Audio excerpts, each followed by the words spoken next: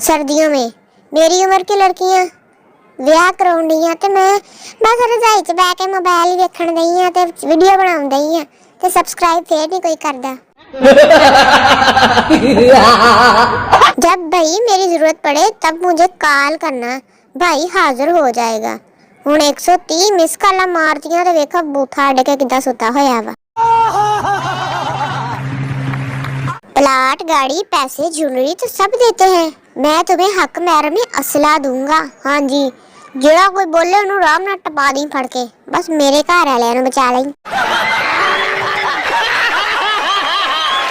ये प्यार, मोहब्बत और शादी नहीं आसान, बस इतना जान लीजिए।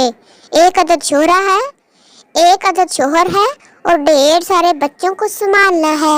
हाँ जी, न्याणे भी चां चां करनों नहीं हटदे। हाय मैं तो डर गई। कल रात एक जमीनी मखलूक परी बनते हुए पकड़ी गई। बेचारे नूं नींद इन्नी आ गई, उत्थे ही सौ गई क्रीम लांदी लांदी। बंदा पूछे थोड़ियां थप लैणियां सी।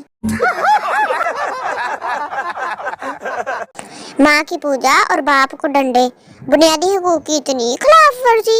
भावें माँ ताड़ी भी तानू छित्तर मारे भी मेरे बंदे नूं कुट्टी जान दई आ।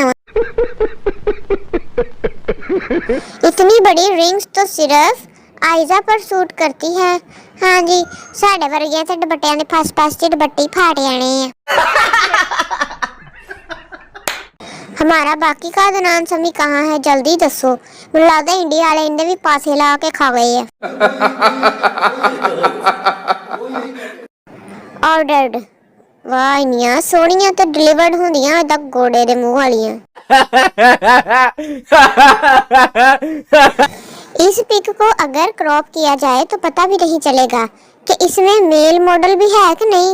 ओदा ही पाया होया वा। सही है, आगे एक फंक्शन आया बुड्ढी ने पा लिया, दूजा फंक्शन आया तो बंदे ने पा लिया। नहीं तेनू पता है ग्रुप दा सब तो शरीफ मुंडा कौन है? नहीं दस कौन है? नहीं वही अच्छे सीन वाला, और कौन? वो कहती है मुझसे शादी कर लो वरना मैं रश्के से कूद के जान दे दूंगी। वेखा अगली कुदन दई, इदां ते नहीं जान जांदी नखत्तियो। पक्की फसल पर मकड़े का हमला, फसल बेचारी किधर रोन दई है कि आ कि साडे पल्ले पै गया।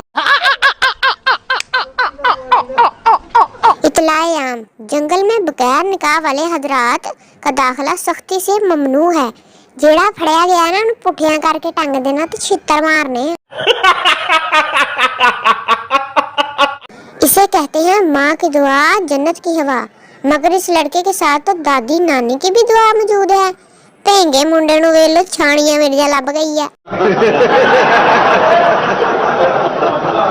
काफ लीग और पीटीआई के सियासी निकाह की तस्वीरें, बेगम परवेज नियाजी और चौधरी इमरान इलाही। देखो तो सही की लगन डे जे दोवें। फ्रेंड्स, बहुत शरीफ होती जा रही हो तुम आजकल, क्या खाती हो रोज? मैं आ वेख ला मैं तो पोले खानी अम्मा दी जुत्तियां पोले। This is a sari, this is a kurta, but what is the hell is this? मां दी साड़ी ते प्यो दा कुर्ता चक के ते अपना सूट बनवा लिया ना खत्ते ने।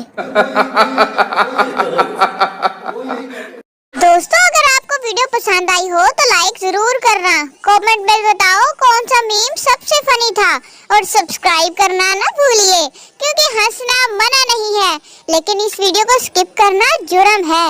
मिलते हैं अगली वीडियो के साथ। अल्लाह हाफिज।